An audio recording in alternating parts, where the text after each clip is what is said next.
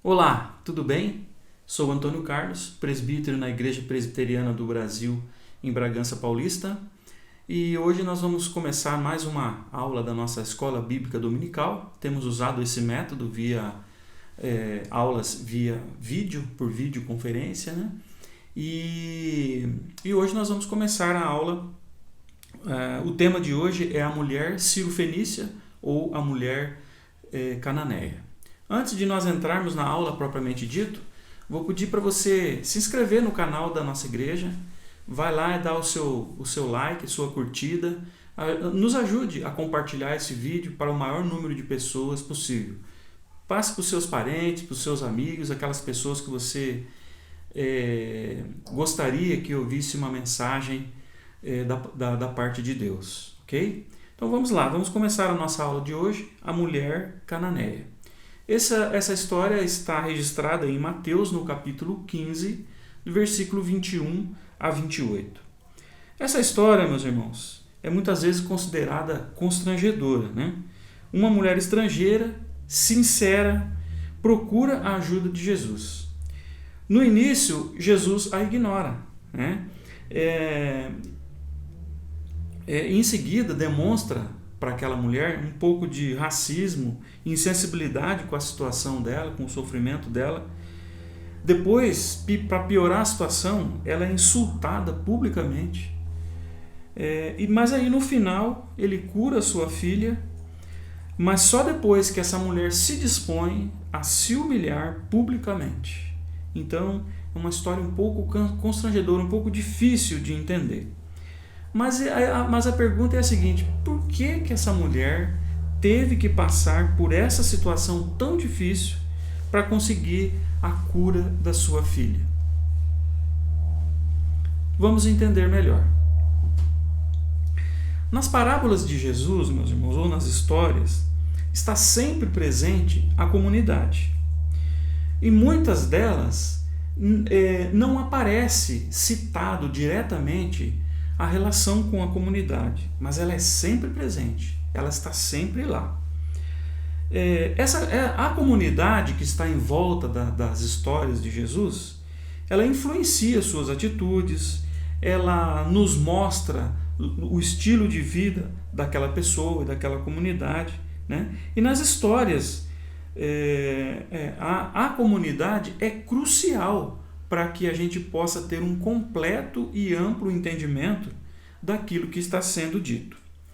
Um exemplo que eu vou dar para vocês, a história do Lázaro e o homem rico.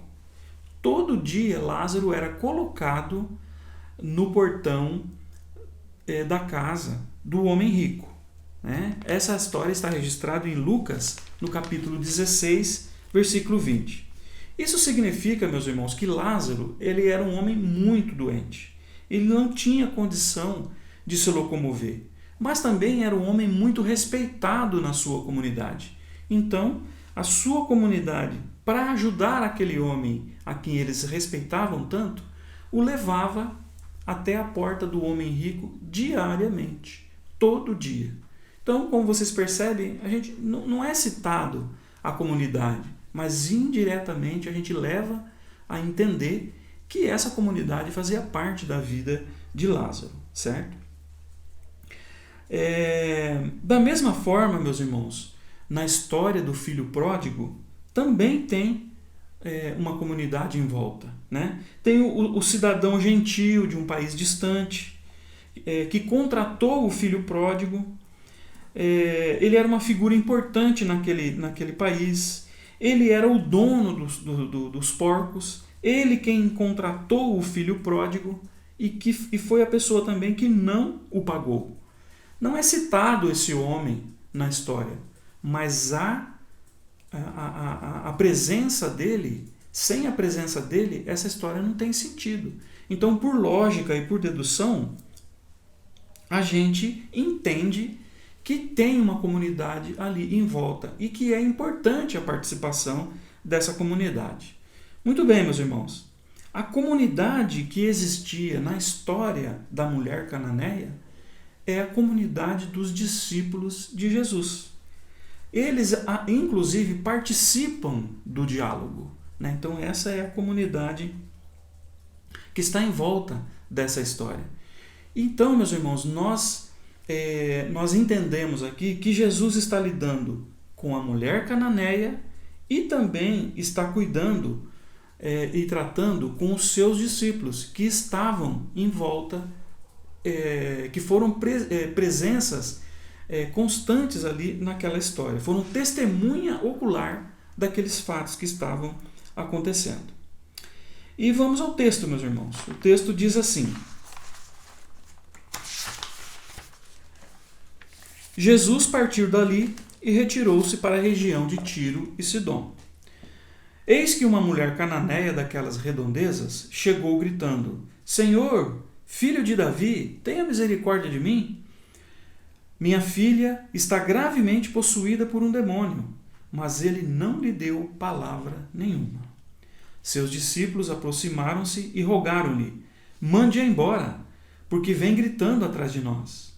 E ele respondeu: Eu fui enviado somente às ovelhas perdidas da casa de Israel.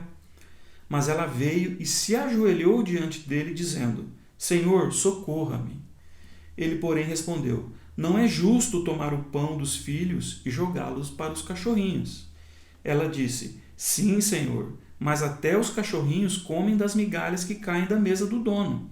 Então respondeu Jesus: Mulher, grande é a sua fé. Que lhe seja feito como você quer.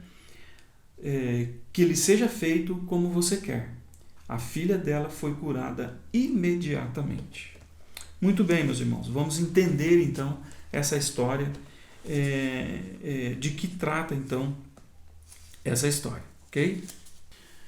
Muito bem, meus irmãos, essa história acontece numa província gentia. Então Jesus estava lidando com uma mulher gentia.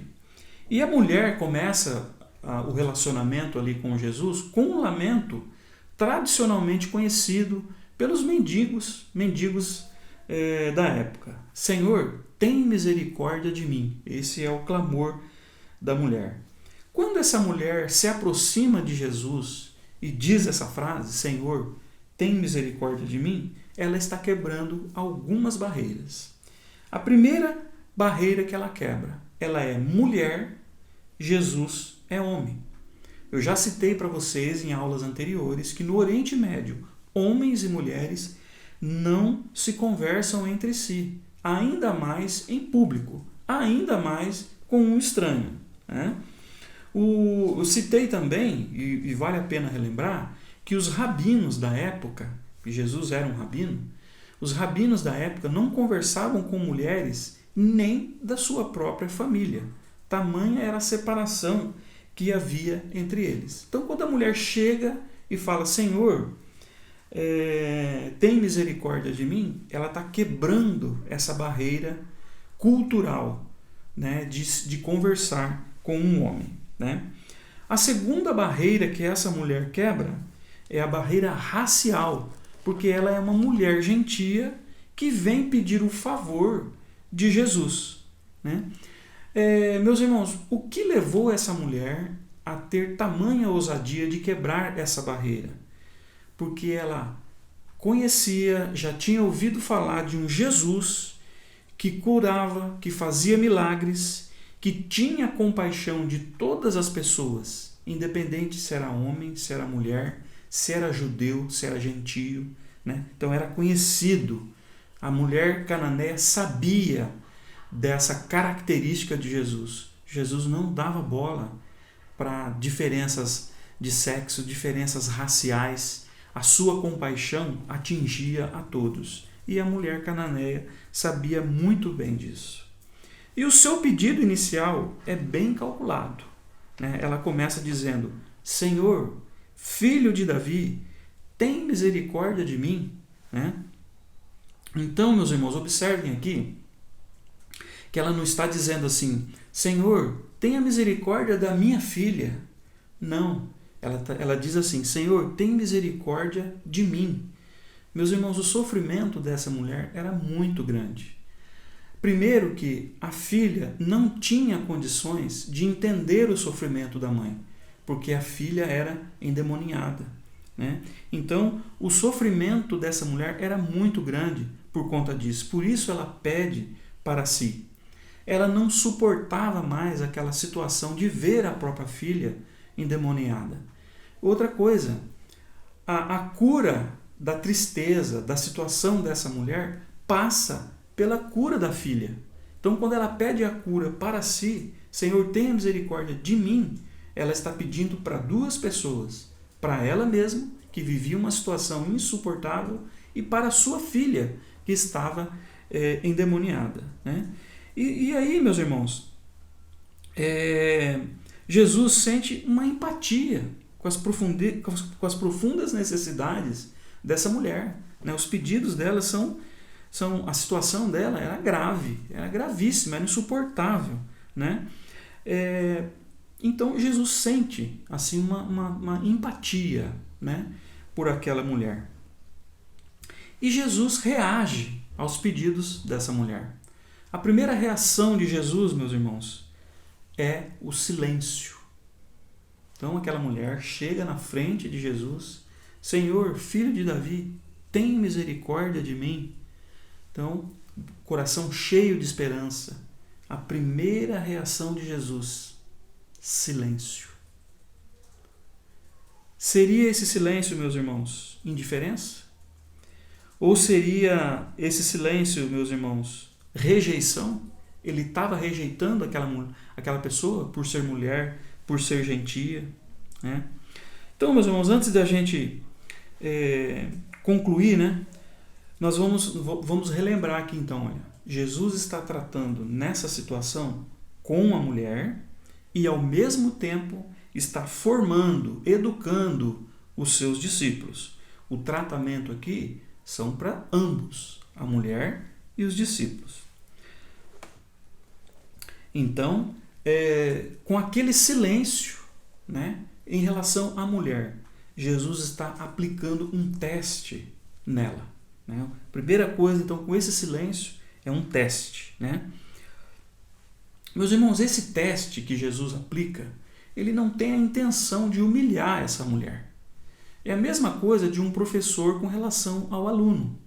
Porque o professor passa um teste difícil, não quer dizer que ele está humilhando o aluno, ele deseja humilhar o aluno. É simplesmente um teste, né? E assim, o aluno que é estudioso, que é aplicado, e caso ele passe nesse teste difícil, ele receberá a sua honra, né? Ele será honrado por ter passado naquele teste tão difícil. Aqui com a mulher cananeia é a mesma coisa. Então assim, apesar da aparente humilhação, Jesus não está humilhando essa mulher, está apenas fazendo um teste com ela. Jesus usa muito disso, meus irmãos, em fazer teste. Jesus aplicou teste em outras situações. Jesus aplicou um teste naquele homem paralítico que estava à beira do tanque de Betesda por 38 anos, né? O teste que Jesus aplicou para aquele homem foi: você quer ser curado? Né? Jesus perguntou isso para ele: você quer ser curado? Né? Qual que é o motivo de Jesus ter perguntado, meus irmãos, para aquele paralítico se ele queria ser curado? Não é óbvio, né? Parece óbvio, né? Mas, meus irmãos, seria como se Jesus estivesse dizendo assim para ele: olha, você sobreviveu como um mendigo durante muitos anos. Se você for curado, o seu ganha-pão será tirado de você, porque ninguém mais vai dar esmolas para um homem saudável. Você está pronto para assumir as novas responsabilidades de um homem saudável? Então veja que por trás daquela pergunta, você quer ser curado, tem muita coisa por trás, né? Tem muita coisa. Mesma coisa, meus irmãos, aconteceu com o cego na entrada de Jericó. Eu já expliquei isso na aula em que nós tratamos desse assunto, o encontro de Jesus com o cego de Jericó. O que você quer, né? Parecia óbvio que ele queria ser curado da sua cegueira, né? Mas também tinha essa mesma situação por trás. Então, por isso que Jesus aplica esse teste na mulher, aplicou esse teste no cego de Jericó e aplicou esse teste no paralítico que estava há 38 anos em frente ao poço de Betesda, né? O teste, meus irmãos, se a gente observar ele atentamente, esse teste, meus irmãos, é atentamente observado pelos seus discípulos. Então, os discípulos, me parece até assim, que eles estão olhando para Jesus, Jesus fala, e eles olham para a mulher, vê o que a mulher responde, porque eles estão assistindo aquilo de camarote. Então, aquele teste, eles viram, eles participaram daquele teste. E a aparente indiferença de Jesus com o silêncio prepara o cenário para o diálogo entre os discípulos e a mulher cananeia. Então, esse silêncio de Jesus, né, faz eles ficarem prestando mais atenção ainda. Eles ficam mais atentos ainda com esse silêncio de Jesus, né? Muito bem, meus irmãos. Assim, quando Jesus não responde ao apelo da mulher cananeia, o que os discípulos de Jesus entenderam? Eles entenderam que Jesus estava agindo da maneira correta. Tá certo. Primeiro, que ele é homem, não devia nem estar conversando com a mulher. Segundo, que ela é gentia, né? E Jesus é um judeu. Então, aquela resposta, né, aquele silêncio de Jesus aos discípulos pareceu perfeitamente adequado, né? Isto quando Jesus ignorou os pedidos da mulher, parecia que ele aprovava a opinião dos discípulos em relação à mulher, porque o coração dos discípulos era muito preconceituoso com relação à mulher, com relação aos gentios, né? Então, esse silêncio, para eles estão entendendo que Jesus está agindo de forma adequada, né? Porque era o costume deles rejeitar as mulheres e rejeitar os gentios. E aí, os seus discípulos se aproximam e diz assim o texto, vamos ler o texto. Seus discípulos se aproximaram e rogaram-lhe, mande-a embora, porque vem gritando atrás de nós. E ele respondeu, eu fui enviado somente às ovelhas perdidas da casa de Israel. Então, quando ele fala isso, né, então, com base nesse silêncio de Jesus, os Jesus entram no diálogo. Mande-a embora, né? Nós já vimos, meus irmãos, outras atitudes dessas nas histórias de Jesus. A multidão também repreendeu o cego Bartimeu quando ele começou a clamar e chamar por Jesus. É a mesma atitude que os discípulos estão tendo aqui agora, né? A mesma reação os discípulos demonstraram quando pegaram Jesus, quando eles voltaram para o poço de Jacó e encontraram Jesus conversando com a mulher samaritana, né? Eles não tiveram coragem de falar, Jesus, o Senhor quer que a gente dê um jeito nessa mulher? Mas eles pensaram isso, né? Se Jesus queria que eles dessem um jeito e sumisse com aquela mulher. Nessas 3 ocasiões, meus irmãos, a multidão gritando para que o cego de Jericó não se aproximasse. O encontro de Jesus com a mulher samaritana, quando os discípulos os veem, eles sentem a mesma, e agora Jesus falando com a mulher cananeia, é o mesmo tipo de tensão preconceituosa que os discípulos estavam demonstrando ali. Aquela tensão, então, é a mesma, né? Eles com muita vontade de perguntar, o Senhor quer que a gente dê um jeito nessa mulher? Né? Só que nesse impulso aqui, meus irmãos, no encontro com a mulher cananeia, não ficou velado. A frase foi dita com todas as letras, expressamente. Os discípulos disseram, mande-a embora. Manda essa mulher embora. Eles recomendaram isso para Jesus. Quando eles falam isso, meus irmãos, provoca também algumas reações em Jesus. A primeira delas, Jesus fica irritado com a atitude dos seus discípulos em relação às mulheres e aos gentios. Nessa ocasião aqui, Jesus se irrita por eles terem falado isso. Jesus já vinha vendo muitas vezes os seus discípulos se segurando para mostrar o seu preconceito, a sua dificuldade no relacionamento com mulher, com o sexo oposto ou com um povo de outra raça. E aqui então Jesus perde a paciência e fica irritado em vê-los dizer: mande-a embora. Eles verbalizaram o preconceito deles. Uma outra reação de Jesus, meus irmãos, Jesus ficou impressionado com aquela mulher, primeiro com a confiança dela em Jesus e pelo amor que ela vem demonstrando pela sua filha. Ela gostava muito daquela filha, Era amor de mãe para a filha, e isso tocou Jesus. Jesus ficou impressionado positivamente com essa reação da mulher. Então, Jesus ele quer aproveitar essa situação para confrontar o racismo e o preconceito dos discípulos e ajudar aquela mulher. Porque o preconceito dos discípulos era profundamente enraizado nos corações deles. Eles eram muito preconceituosos. E o método, meus irmãos, de Jesus para a formação dos seus discípulos é sutil e é poderoso. É sutil porque Jesus não rasga de sermão em cima deles. Jesus mostra aquela situação para eles. Então, com seu silêncio, ele parece concordar com os discípulos e era como se ele dissesse assim: olha, vejam o que os discípulos entenderam com aquele silêncio de Jesus.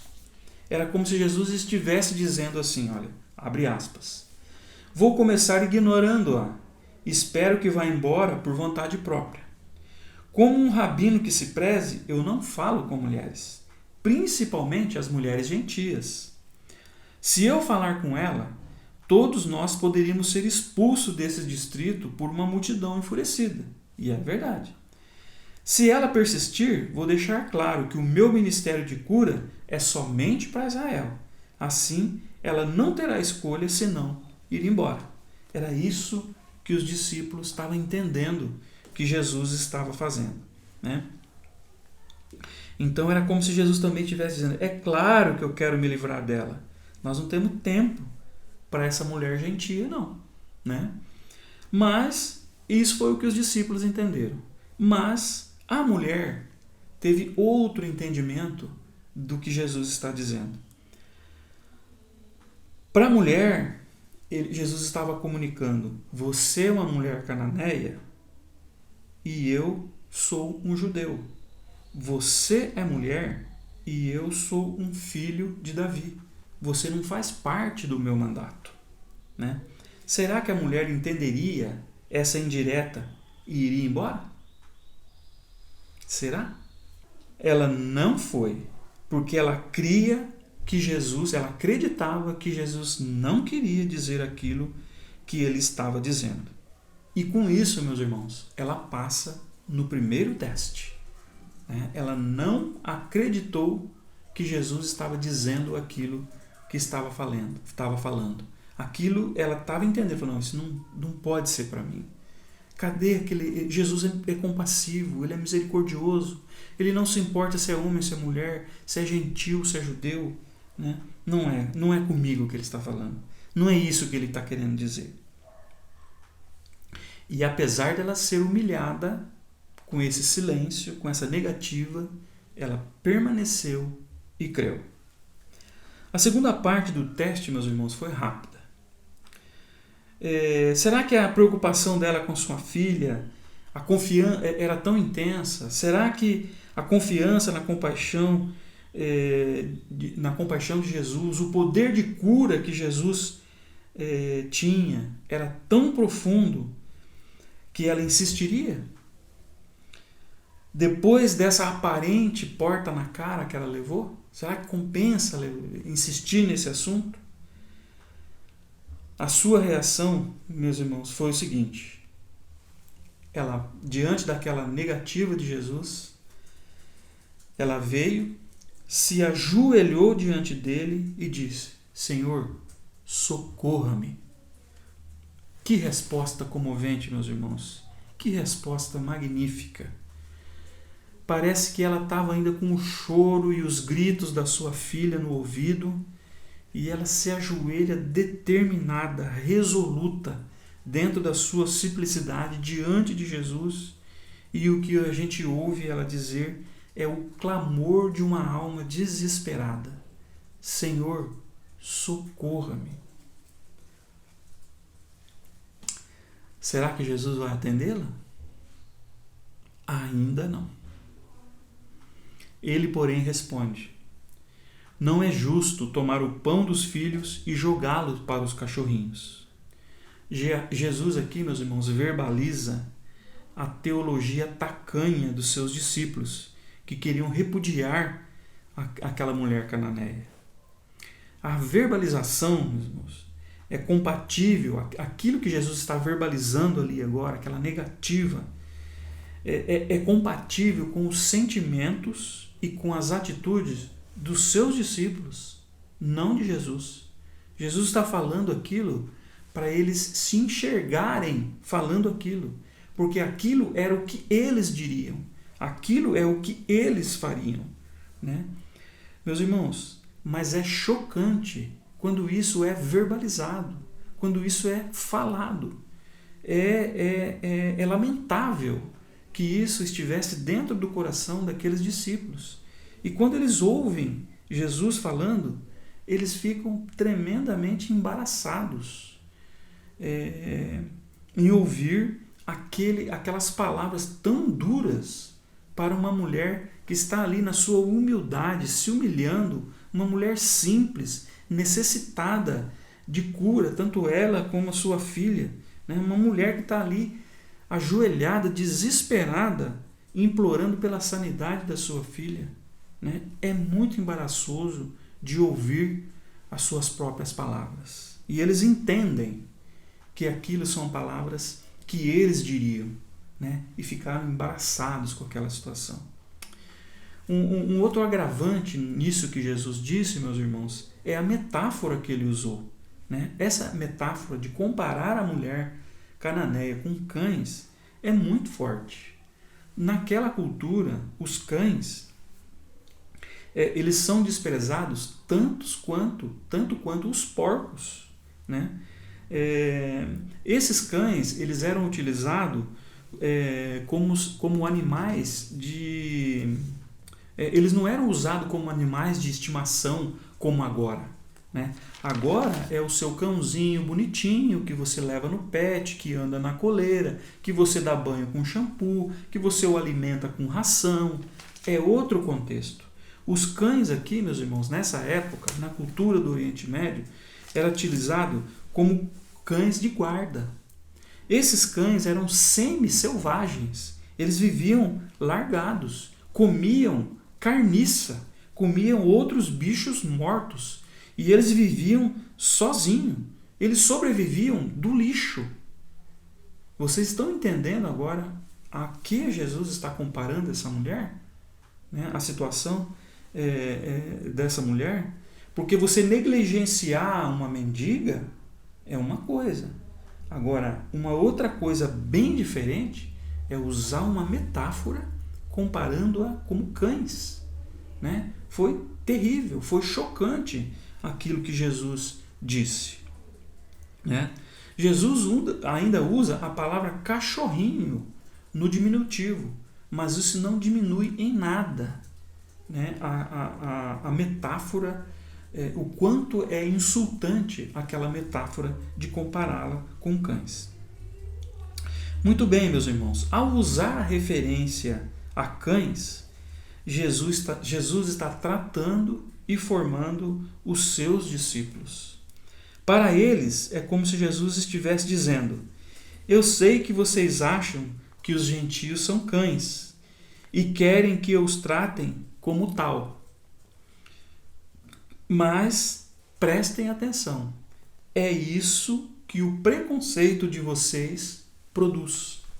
Então Jesus estava mostrando para eles que aquela indignação, aquela covardia, aquela maldade era fruto do preconceito dos judeus contra mulheres e contra pessoas gentias, né? Então Jesus fala, olha, é isso que o preconceito de vocês produz. Então, meus irmãos, o tapa na cara agora foi na cara dos discípulos, né? Para que eles sentissem o drama que o preconceito deles produziam. Por isso Jesus usou palavras tão chocantes, uma metáfora tão insultante, para que eles pudessem ter noção do que o preconceito deles fazia. Muito bem, meus irmãos. O teste da mulher agora chegou na parte mais difícil. O que é que essa mulher vai fazer agora diante desse insulto, né, de ser comparada com cães, né? O que ela vai responder? Meus irmãos, qualquer pessoa poderia responder assim: cão é você.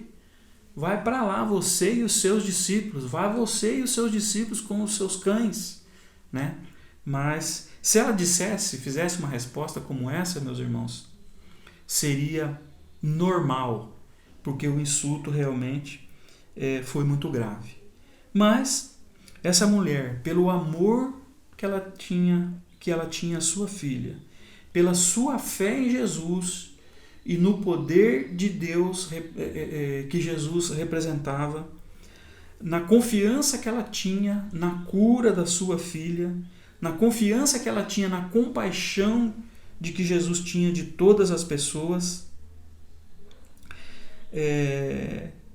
ela resolve relevar esse insulto e diz o seguinte, abre aspas: sim, Senhor, mas até os cachorrinhos comem das migalhas que caem da mesa do dono. Então Jesus respondeu: mulher, grande é a sua fé. Excelente. Nota 10. A mulher passa no teste com louvor. O seu pedido, com habilidade e sabedoria, ela releva aquele insulto e renova o seu pedido para Jesus, né? Meus irmãos, é como se essa mulher dissesse o seguinte: sim, abre aspas, sim, eu sei que aos olhos do Senhor nós parecemos cachorrinhos e nada merecemos. Mas para os cachorrinhos são jogados as migalhas de pão no final da refeição. Você ainda é o meu mestre e meu Senhor. Eu sei que o Senhor pode curar e que tem compaixão de todas as pessoas. Será que o Senhor não tem uma migalha para minha filha? É isso que ela está dizendo para Jesus, interpretando as palavras dela, né? Os discípulos estão observando e ouvindo. Meus irmãos, eles nunca tinham visto uma confiança de uma pessoa em Jesus Cristo desse jeito. Apesar das palavras duras, eles nunca tinham visto alguém reverenciar a Cristo como essa mulher fez. E eles também nunca tinham visto alguém que amasse tanto a sua filha a ponto de aceitar toda essa humilhação, né? E a reação dessa mulher, meus irmãos, essas palavras da mulher, foi como um golpe mortal nos preconceitos dos discípulos de Jesus. Eles ficaram pasmos e chocados, né, com o que o preconceito deles produzia e com a reação que essa mulher teve. Meus irmãos, a partir daqui, o paradigma de que Deus, o paradigma de quem é Deus e sobre quem Deus estende o seu amor, nasce diferente a partir de agora com Jesus. Eles mudam o paradigma, eles entendem de uma vez por todas que a compaixão de Jesus, o poder de Jesus em curar, são para todas as pessoas, homens, mulheres, gentios, judeus, não importa. E por fim, meus irmãos, para encerrar, Jesus declara que aquela mulher é uma mulher de grande fé. E eu gostaria de contar para vocês que tipo de fé é essa que essa mulher tem. Meus irmãos, essa mulher tem uma fé inabalável em Jesus como agente de salvação de Deus para todas as pessoas, tanto para judeus como para gentios, tanto para mulheres como para homens. Ela confessa Jesus como Senhor e Salvador, Mestre e Senhor. Ela confessa. E demonstrou ainda, meus irmãos, uma disposição para pagar qualquer preço, mesmo que humilhação pública, para receber a graça de Jesus. Então, essa mulher tem uma fé inabalável em Jesus, reconheceu Jesus como Senhor e Mestre, estava à disposição de passar por qualquer prova, por qualquer humilhação pública para atingir os seus objetivos, que era a cura da sua filha. Então, meus irmãos, ela pôde ouvir o seguinte, abre aspas, que lhe seja feito como você pede. E a filha dela foi curada imediatamente. Amém? Então esse é o fim da lição, era o que eu tinha para hoje sobre a mulher cananeia. Não sei se vocês perceberam, mas nós estamos trazendo uma série de estudos deste livro, Jesus pela ótica do Oriente Médio, e essa série trata do encontro de Jesus com as mulheres. Então nós já vimos o encontro de Jesus com a mulher samaritana, nós já vimos agora o encontro de Jesus com a mulher cananeia, e na próxima aula, se Deus assim permitir, nós vamos falar sobre Jesus e a mulher samaritana. Tá bom? Até lá, conto com a sua presença, obrigado por sua atenção, aproveite, dê o seu like, compartilhe com outras pessoas que você gostaria que ouvisse esse estudo, e obrigado.